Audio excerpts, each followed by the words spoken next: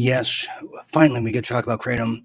I want to get into this now. I've been meaning to for quite some time. As you know, RealDealMedia has been a proponent of the natural plant and the attributes of it called Kratom. It is under attack like never before. It could be winning. We're going to find out just what that fight's all about and who's ahead of who here and who's posturing where. But I have to tell you, I found out about Kratom 6 years ago. I hurt my rotator's cuff really bad, and I needed some kind of pain relief. And just marijuana was not doing it for me. I mean, it just was not sealing the deal here. Kratom helped me. It got me through so much. It helps me with anxiety and a lot of other things. But it is in the fight of its life going up against a huge elitist corporation, organization, a Berlin Wall, like we said earlier, called the FDA, who've been trying to miscategorize it for years now. They're doing everything they can to make sure states keep it illegal. And there's many reasons why to that. But here to talk about this and get into the minutia in the fight for freedom, which is the fight for you, is senior fellow of the American Kratom Association. I've been trying to get him on here for quite some time, Mr. Mac Haddow. Mac, thank you for joining us here at World at War. It's so good to have you here tonight.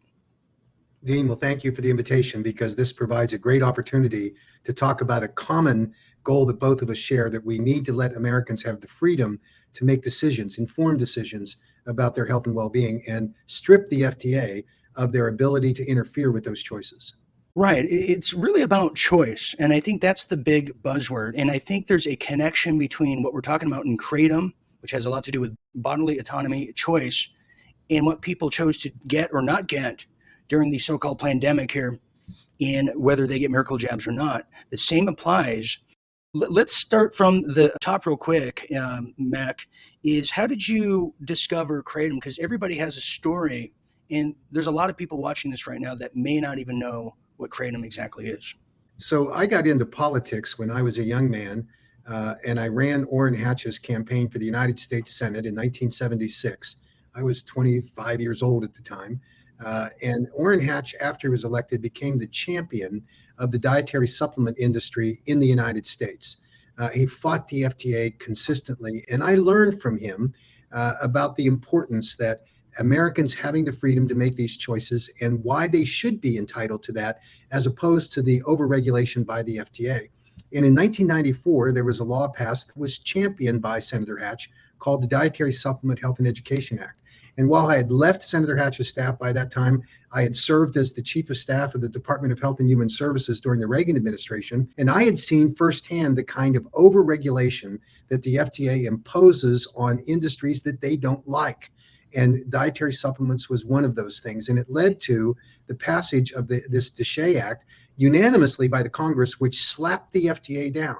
Now you fast forward to 2016, and I received a phone call from then the president of the American Kratom Association asking if I could help, because the FDA had just convinced the Drug Enforcement Administration to file the registration notice in the Federal Register that Kratom was going to be temporarily scheduled for 2 years.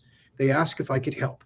And I was obviously an expert in this field, but I told them, you have no chance. Once published, there's never been a rescission of a notice for scheduling that was done by the DEA. They asked me to help anyway, because I told them the one chance they had was to work within that 2-year period where Kratom would have been banned and scheduled, to build the case as to why it could not survive a second full permanent scheduling. Well, it turns out I was wrong, because what I didn't understand at the time was the power of the Kratom advocacy community. Millions of people who were safely using Kratom, responsibly using it, that spoke out. And you had 146,000 people that signed a petition within just a few weeks to the White House We the People website opposing this ban. You had 51 members of Congress, 25 Democrats, 26 Republicans, led by Matt Salmon of Arizona, very conservative Republican, who today is the AKA chairman, and Mark Pocan from Wisconsin, arguably one of the most liberal members of the House. And they agreed that the FDA was wrong. And on the Senate side, you had Orrin Hatch, arguably one of the most conservative members, and Bernie Sanders opposing this, who is the most liberal member of the Senate, which shows you that this is not a partisan issue. This is about giving Americans the right to actually fight back. And that led to an astounding rescission by the DEA, where they told the FDA, insufficient evidence. Give us more. The FDA was challenged by the DA to do that. They did finally, after a year, submit the full 8-factor analysis. That was rejected in an unprecedented action again by the Assistant Secretary for Health, where not only was it withdrawn, the Assistant Secretary for Health, Dr. Joie, said that it was disappointingly poor evidence and data and a failure to consider the overall public health because people were using Kratom to help themselves. And he rebuked the FDA. Undaunted, the FDA took a third bite at the apple, and in 2021, they appealed to the UN Commission on Narcotic Drugs with all of this flawed evidence, and they claimed that Really? a lesser standard than we have. They were hoping that the international scheduling would occur. The UN Commission refers these kinds of recommendations to a body of 12 independent scientists from around the world specializing in drug addictions and substance abuse. Mac, I got to ask you here. This is news to me, and let me just try to share what we just heard here. So you're telling me that the FDA, who I'm sure has no ties to the Sackler family, who are the creators of OxyContin or any other opioids, they continuously try to miscategorize Kratom as an opioid, which it's not. It's an alkaloid. So they're saying basically they can't debate you with facts. So they got to go run to the United Nations, a separate government body, not of this country, like little hall monitors saying, punish them, stop this from happening. Am I understanding this correctly? That's absolutely right. And they knew that as a treaty partner, if they had been successful in convincing the UN Commission on Narcotic Drugs to schedule Kratom under this lesser standard, we would have been obligated, along with the 140 some odd countries that are parties to that treaty, to schedule Kratom in their countries. That was their end around game. But those 12 independent scientists voted unanimously that Kratom did not meet the criteria, even at the lesser standard, and they rebuked the FDA. So the FDA is a 3-time loser on this issue, but they don't care. They continue today to propagate disinformation about Kratom. They tell people, oh, we're concerned because it's dangerous. They literally, an FDA official literally told me their big concern was people are self-medicating with Kratom in order to get off of opioids. Now, the vast majority of people do not use it for that purpose. It's a replacement for a cup of coffee. It gives you an energy boost, an increased focus. A little higher dose of Kratom, you can have anxiety relief.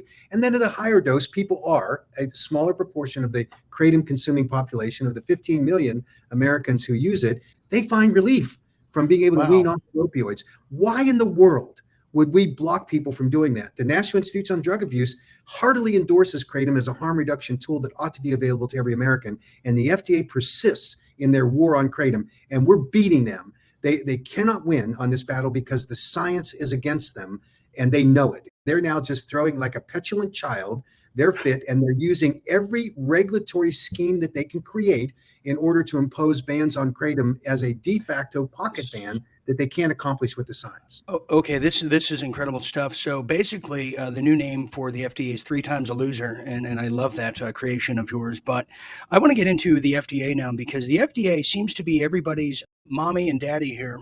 It has no accountability for what they pass as healthy, and if you're maimed, you're dead, or you get some incredible ailment that's with you for the rest of your living. They don't seem to have any accountability. I want to know who makes up the board of the FDA.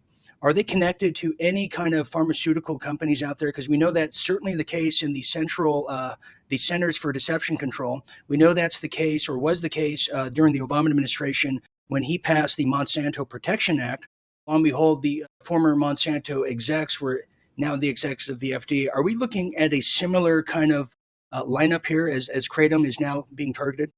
Well, the truth is that the FDA has abandoned its commitment and obligation and mission to protect the safety of the American people. And they selectively pick out products that they don't like. And certainly Kratom is the top of their list.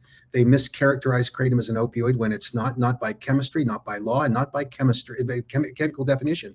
They will say that only because it has similar effects as does an opioid, because it gives you pain relief. But so does Tylenol. There are 40,000 dietary supplements that people are using in America today that the FDA hates, that they're using to self-medicate or to improve the quality of their health and well-being. The FDA hates it. I'm not of the theory that the FDA is in bed specifically with pharmaceutical companies, although clearly their actions need to be investigated because of some of the protective measures they're taking for some pain relief medications that are on the market. But I'll tell you one thing that's undeniable. When the Congress passed the PDUFA Act, the Prescription Drug User Fee Act, it empowered the FDA to collect money from private industry for new drug application reviews and approvals. It was at the onset about 9% of the total FDA budget for those drug reviews. Today, it is over 70%. There is no question, no doubt that anyone should have that the FDA is now abusing its authority for their own regulatory financial gain. And that's a tragedy that the American public needs to know about and that the US Congress has got to correct the same way they did back in 1994 when they passed the Dietary Supplement Health and Education Act. They need to pass the Kratom Protection Act now to stop the FDA from overregulating a substance that's really helping people. So let me ask this, and maybe this is a simpleton type of question, but you seem to be very well versed in sparring with the FDA. What can people do to regulate the FDA now, since they seem to be in the business of regulating, and that's what their modus operandi is? What can people do to regulate the FDA, to investigate the FDA? Because I think maybe it starts with Kratom, but it really opens up a Pandora's box to all the other natural products that individuals of this country and elsewhere can be taking. Is there any action, any measure people watching here tonight can do? There are two specific things that everyone should be engaged in. The first, in their individual states, they should be advocating with their state representatives and state senators to pass the Kratom Consumer Protection Act, which replaces what the FDA should be doing and stops the FDA from their ban. We have passed that bill in 11 states: Utah, Georgia, Arizona, Nevada, Oregon, Colorado, Oklahoma, West Virginia, Florida, and Texas.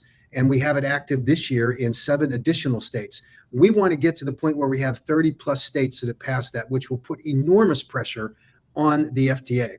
The second thing they should do is contact their congressional delegation in Washington, because we are going to have in the next couple of weeks legislation filed, the Kratom Consumer Protection Act at the federal level, which will severely limit the FDA's ability to come in and actually abuse their regulatory authority by trying to stop access of consumers to Kratom. We need to do the same thing to the FDA that the DSHEA Act did in '94, which is to say enough is enough. And Congress can do that. And we're looking forward to the day when Congress will pass this bill and say to the FDA, you have irresponsibly abused your powers far outside of what Congress intended. And we can do that with the passage of federal legislation on Kratom. That's incredible. And, I wouldn't put it past these people who are in this, and I don't expect you to agree, but they want to create a black market for this, just like they did with hydroxychloroquine when we saw the governor of Nevada just hoarding it like a guy who sells speakers in a parking lot. Isn't that something? But Mac, and thank you for being here tonight. And this is very eye-opening for me and many others. But I have to ask you, you said you got into politics, I believe, in the 70s. And you must have been well aware of the war on drugs that was started back then. I have to ask you, maybe from a personal standpoint, did you ever think in your wildest dreams we'd still be fighting Richard Nixon's war on drugs in 2023? Well, it's the failed war on drugs, because what we've done is try to apply statutory authority to criminalize Americans who are just desperately need help. And we apply those penalties and overcrowd our prisons when individual citizens are crying for help. Now, I have no dispute with going after people who are filling the pipeline with dangerous substances. Those people should be held criminally liable. But what we've done is we penalized individual Americans, and that policy simply has not worked. And it doesn't work with Kratom either, because in the 6 states that banned Kratom at the request of the FDA between 2014 and 17, and you look at the data in those 6 states. Now, thankfully, Vermont has already rescinded it. We're active in the 4 of the other 5 states that are still there, all to rescind that terrible legislation. It's an outgrowth of the war on drugs. And the FDA is the culprit in this. And we simply have to slap them back and say, you are way outside of your regulatory authority, and you're perpetuating this ongoing war on drugs that is a failed policy that's proven to have failed, and yet they encourage it. Unbelievable, unbelievable. Mac, how can people find you? Because I love the website. It's beautiful colors, just to be shallow for a minute. But how can people help contribute and get involved in what I believe is the fight for freedom, which is the fight to be an individual in a free country? How can people get Thank involved? you for this. Thank you for this opportunity. Speak out and help us if you can at AmericanKratom.org. And you just had the page up there that has a donation page. Also, go to ProtectKratom.org. ProtectKratom.org and circulate that website to your representatives and state senators, because it is a website designed in order to inform public policymakers about the truth and the science behind kratom, and it will fight the FDA. So do both of those websites. Actively participate with us. Become an advocate. You can sign up on our website to help us. Those will be the elements of a success that we'll be able to enjoy here very shortly.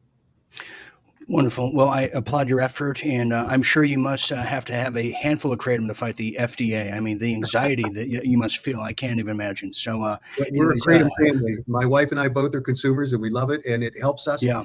And I'm an older guy, and I can tell you just age-related aches and pains. All of my friends that I talk about it now are using kratom. But you know what? There's also another group that uses kratom, and that's people that are struggling with these Yeah. addictions, need relief. You have veterans who have been pumped full of pills by the VA, and we hear Incredible. story after story about how kratom has saved their lives. That's the message that we need to get out to these public officials, to tell them that this is helping. It is a harm reduction tool, and the FDA is wrong. Couldn't agree more. Thank you, Mac Hanau, and we hope to have you back very soon as we follow your efforts here and really support and applaud that as well. Great. I appreciate this opportunity and encourage everyone again, AmericanKratom.org and ProtectKratom.org. Thank you very much. Wonderful. Thank you very much, Mac. All right. We are always learning something here on the journey of life here. As I am still Dean Ryan, who is forging with you into the late night here.